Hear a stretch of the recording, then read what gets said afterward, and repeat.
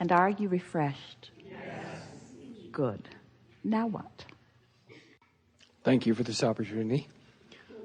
In the last session that we had here, you mentioned some things that I want to get clarity on, and they were the fact that you could do things to align yourself with the financial markets and doing things to actually control the weather. And that seems like a real stretch for me to believe that you can play a part in or control or affect those realities. The important thing to understand is that creation is always co-creation. Let's call it rendezvousing. So when you think about the part you play in the rendezvousing with something, then it's easier for you to understand what we are meaning by that. When you take subjects as vast as the weather or as financial markets, and you realize all of the ups and downs, the twists and turns that are in them, and then you decide that you will position yourself within them to your greatest advantage, it's not like controlling what they are. It's like controlling your relationship with them. Okay. And that's much easier for you to understand, isn't it? Yes. Being in tune with or in touch with what those cycles are. Let's not even call them cycles.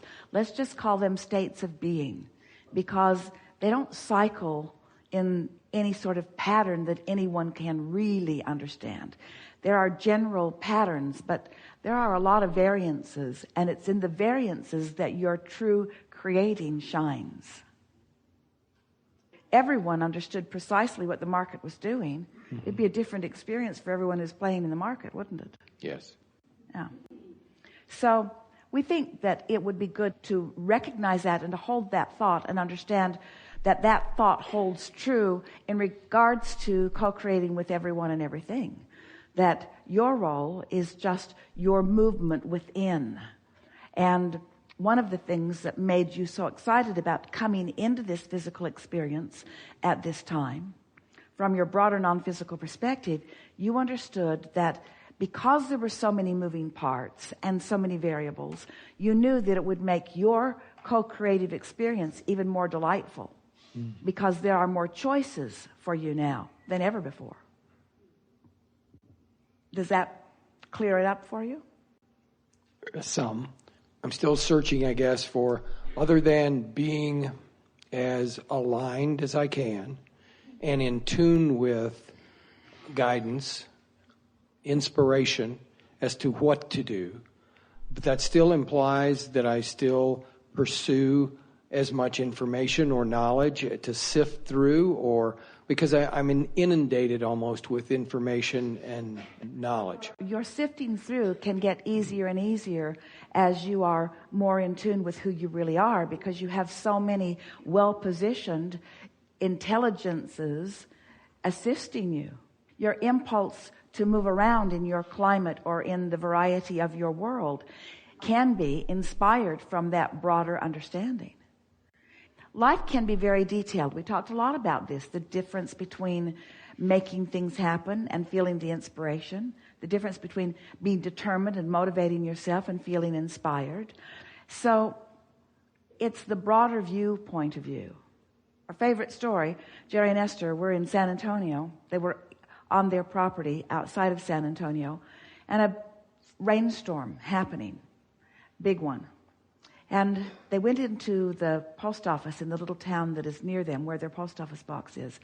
And the post office was surrounded by water. They couldn't even get into their box. And so they learned that it was the Cibolo Creek that was overflowing its banks because of the rain. And Jerry said, Pat and Lawrence, our friends in San Antonio, that Cibolo Creek goes right through their property. They have 1,000 acres with cattle and farm equipment. Let's call them and let them know what's happening up here. Not that far up here, but it was upstream from where they were. So they called and said, the Cibolo's outside of its banks, and as you know, headed your way. And they were able to move the cattle and the tractors out of the field that was next to the creek that was overflowing its banks. And they called them later and said, nice to have a friend upstream. Mm-hmm. And that's the way we want you to look at this. It's nice to have a friend upstream, with broader view, who you have tuned yourself to sense.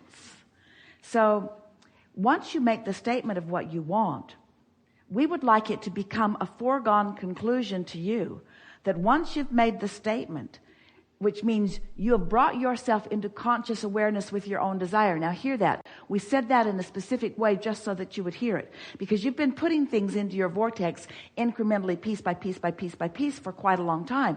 So such a period of time that oftentimes you don't even recognize your own desires, because you've been putting there a piece at a time, a piece at a time, a piece at a time.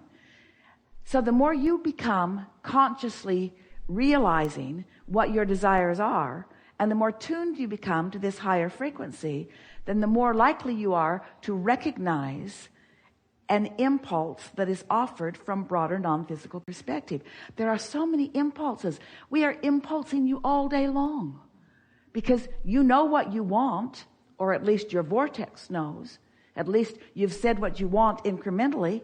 We're keenly aware of that and giving you the impulses, but often you are oblivious to your own impulses. You'd rather sift through piles of data and try to make logical conclusions. When you look at the possibilities of what you can consider, Esther marvels at the children she knows and their ability to cope with the data of their day. You are inundated with pieces of information.